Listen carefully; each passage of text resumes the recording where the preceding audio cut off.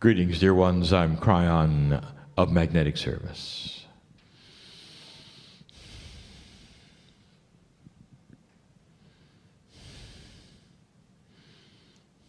We pause for a moment.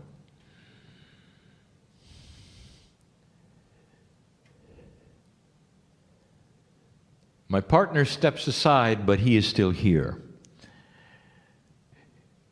And this is a very difficult concept for anyone. When he speaks of it, it's difficult.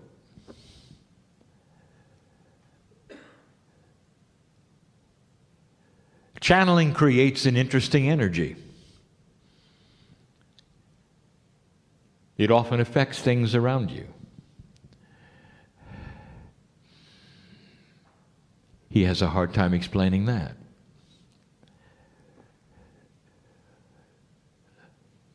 I want to talk about this. I want to talk about linear things. I want to talk about, again, assumptions.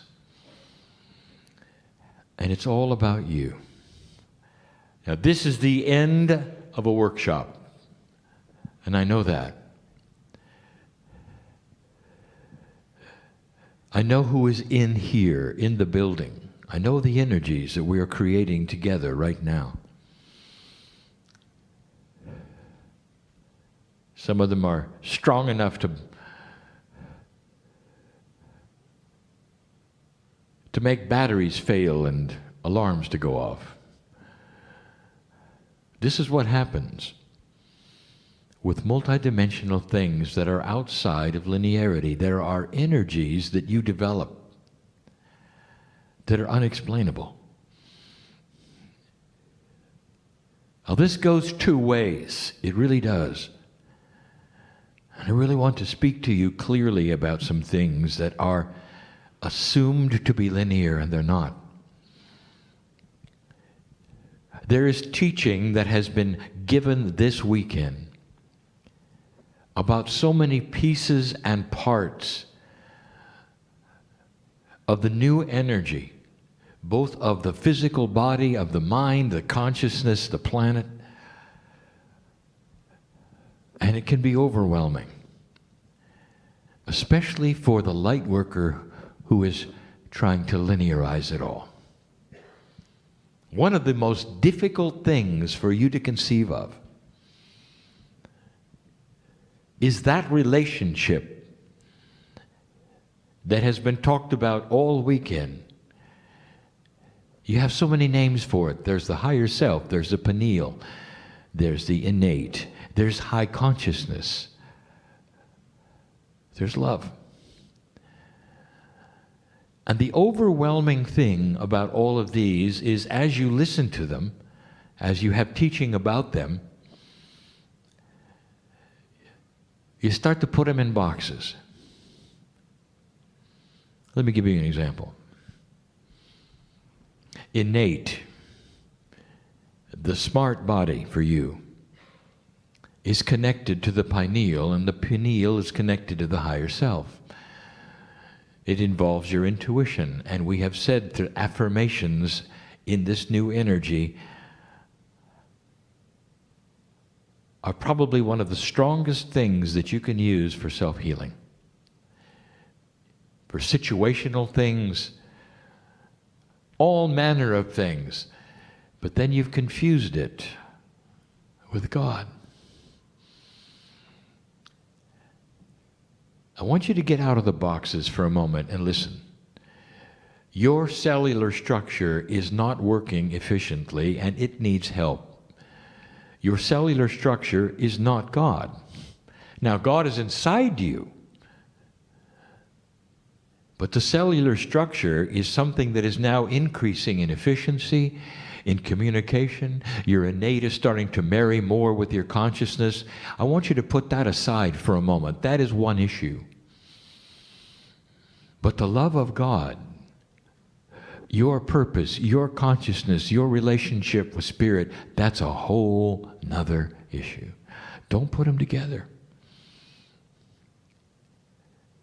There are so many things that you want to put in a little box and then combine it with another little box in order to put another box on top of that box and say what comes first, what comes second, what comes third.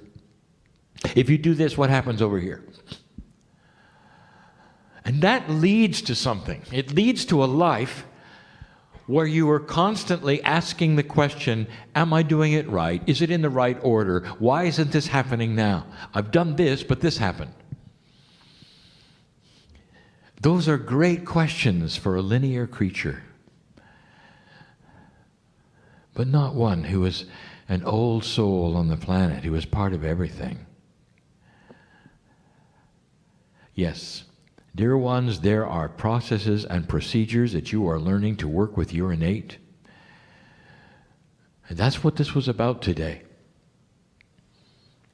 You've taken pictures of them, you've written them down, and you walk out with some information that is so valuable about you and your cellular structure and your biology at this time in humanity. But dear ones, don't confuse it with the love of God. Listen to me.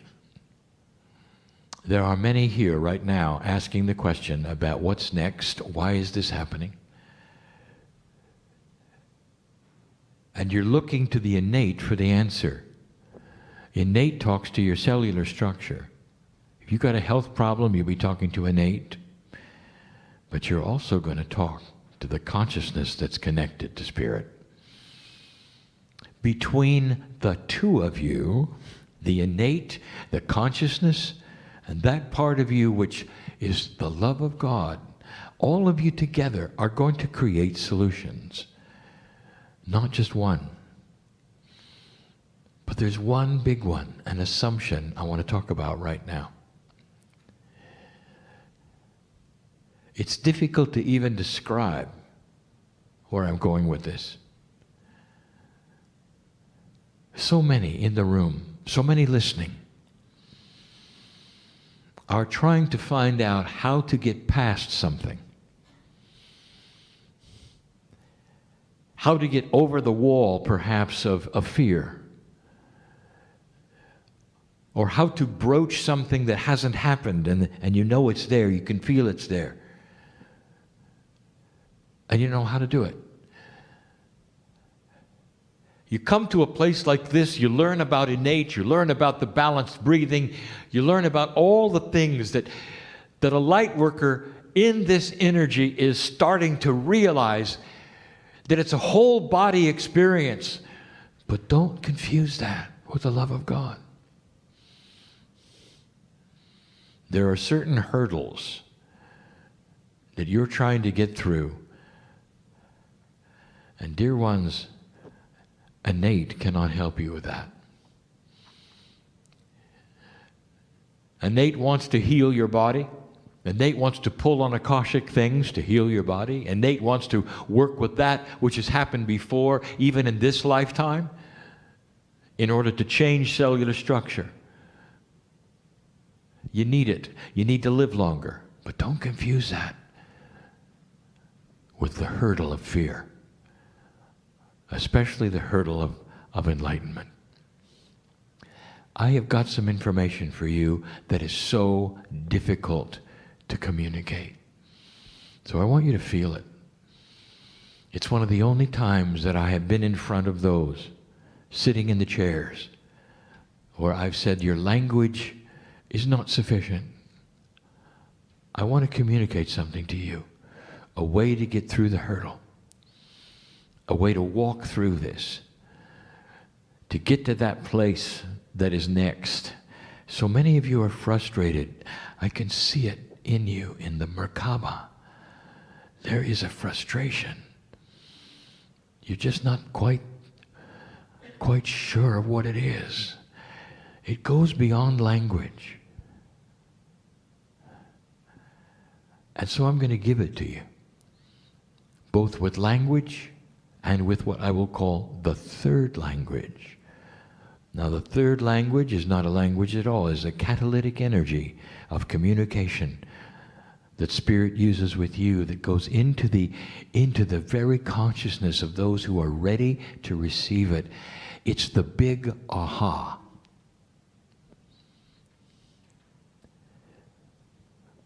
A scientist sits with a puzzle. He knows that it's doable.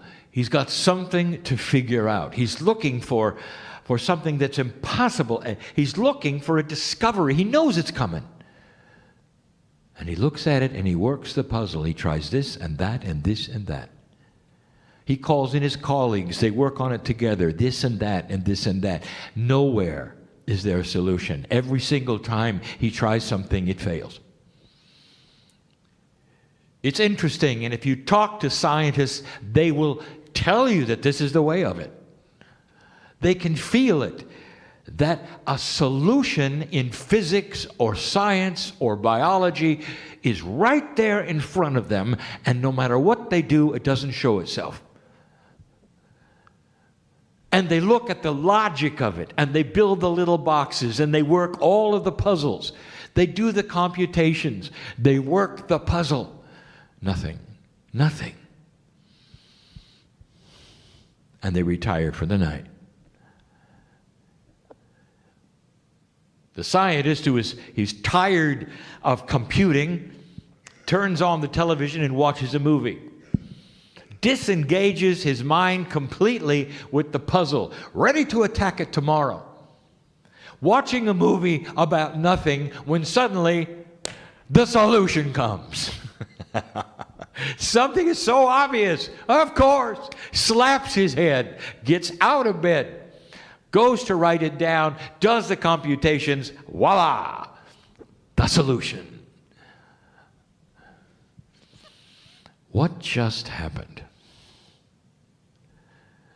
What happened was the scientist disengaged logic.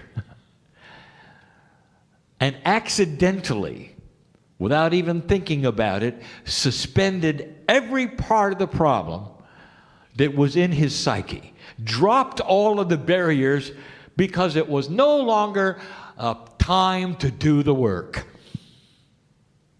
And so the barriers are gone.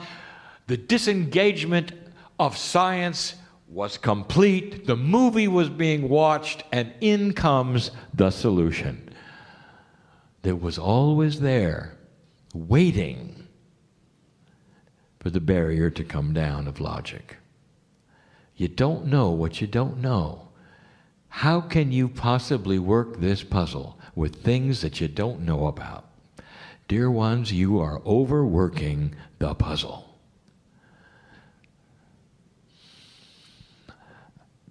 I want you to just suspend your logic for a moment and follow me.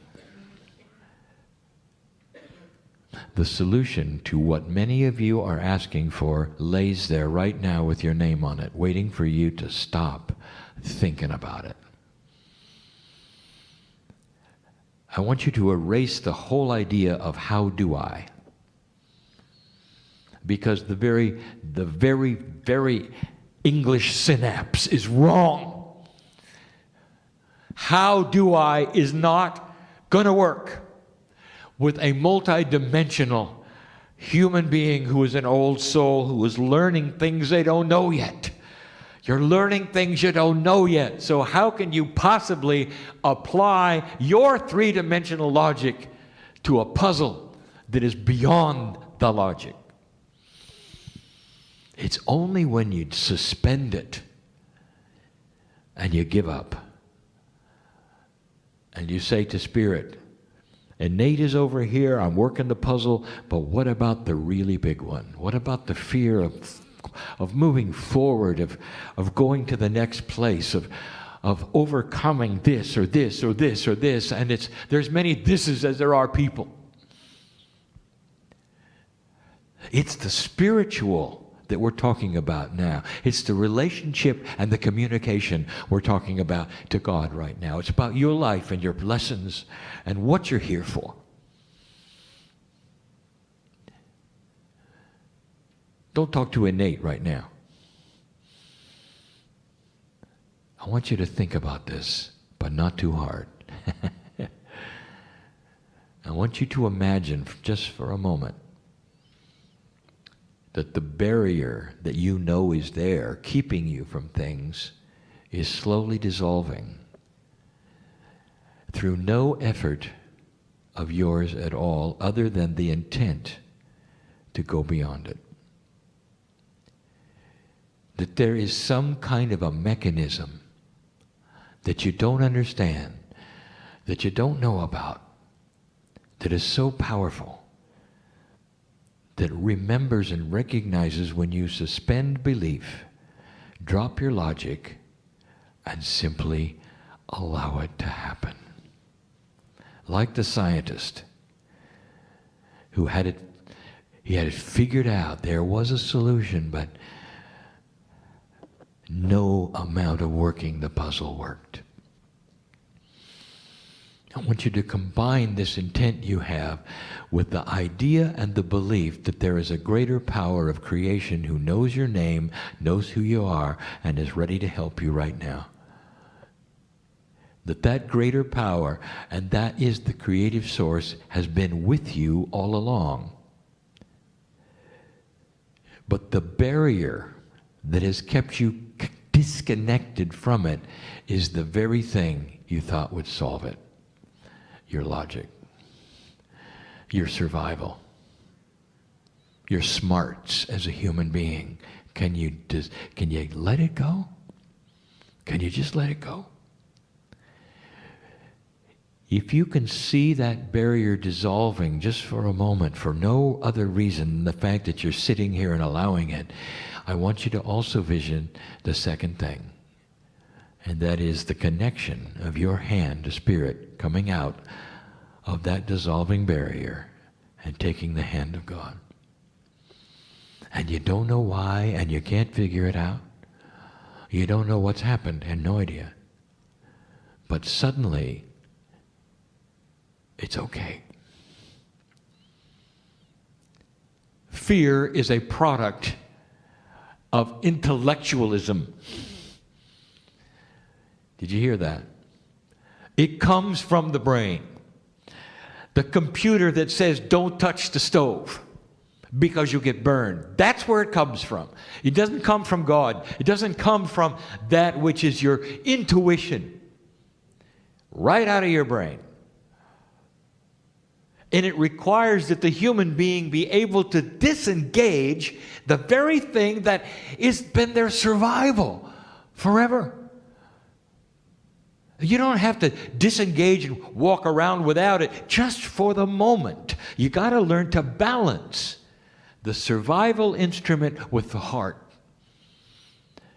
with the pineal, letting the trilogy work within you. There are people in this room who have been waiting to hear this who will heal because of it. Did you hear me? Aren't you tired of trying? Could it be this simple? And the answer is it's not simple to drop survival. But it's an elegant solution. When you figure it out and you slap your head and go, wow, all I had to do was let go. I'm talking to those right now who are here sitting in the seats, and there's thousands more who are listening and will listen to the message of who's sitting in the seats. This isn't for the masses. This is for you. I know who you are. Spirit knows who you are. There's a celebration, the fact that you came here to listen to this message, and some will get it and some won't. What you came for today can happen right now if you let go. Some of you will walk out of here saying, well, that was a nice message, but I'm not sure I can let go, and not aware that you did. Because it starts to change right away. And you'll feel it tonight before you go to sleep. I dare you. Put your hand on your heart tonight before you go to sleep and say, thank you, Spirit. I got what I came for. And if somebody overhears that and say, well, how did that work? You can say, I have no idea. But it works. Don't try to figure out how things happen, or they won't happen. Not in this energy. Not where this is going. You're going to have to cross that missing bridge. And if you don't know what I'm talking about, it was a channel given in 1994, 95, again in 96. Some of the first things I told you was to trust the unknown and know that you're in the hands of God. And now it comes full circle. That's the message. There's so many of you needed to hear that right now, tonight. You don't have to be stuck where you think you're stuck. Not when you let it dissolve like this. Not when you trust the unseen and never ask, how do I do this? You can raise your hand and say, thank you, Spirit, for doing what I need in my life now. I don't know why I ever doubted it. And you walk away, and some of you will say, it's an incompleteness if I don't know how it was accomplished. The more you do this, the less incomplete you will feel. And there'll come a time when you will count on the unseen that makes no sense at all, where you'll be able to drop your survival instrument and ignore your brain, who tells you that this is foolishness, and realize that the brain is in 3D, but you are not. A new integration is upon you. The unseen things come into your life and begin working.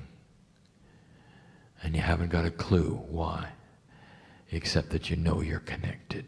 That's all you have to know. And somebody asks, how did you do this? And you can say, I'm connected. That's how I did it. And you know what the others will say? They won't say, well, I'm not going to do it because I don't understand it. They're going to look at you and say, you did it. And they're going to say, show me how to get connected. And that's what the old soul is here to do. It's a cryptic message, isn't it? And some of you got it through the third language and feel it and know it and are accepting it and are having a change right now. And some of you are going to get it later. I guarantee it. Because we got some stubborn ones here. Not for long. You may have to listen again. And the same language of the three will be available for you then. This is the beauty of working with those who are old souls. There is an accumulation of wisdom, stubborn as it may be, that starts to then make sense with time. I am Kryon giving you the truth this day about an evolving human spirit who is starting to become more multidimensional than ever. It is the beginning. Color is coming to this planet, and the old souls have the crayons. That's no relation to Kryon. But it sounds a lot like it, doesn't it? And so it is.